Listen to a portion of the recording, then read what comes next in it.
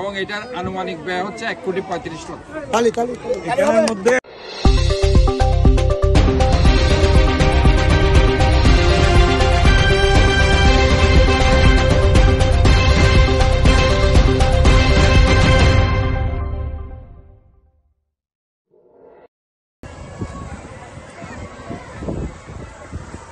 প্রকল্পের ব্যয় হয়েছে 1,35,00,000 ব্যয় হচ্ছে এবং কাজের ধরন হচ্ছে মাঠের হাঁটার জন্য ওয়াকওয়ে থাকবে, হাঁটতে পারবে, গ্যালারি স্থাপন করা হবে, মাঠে খেলাধুলার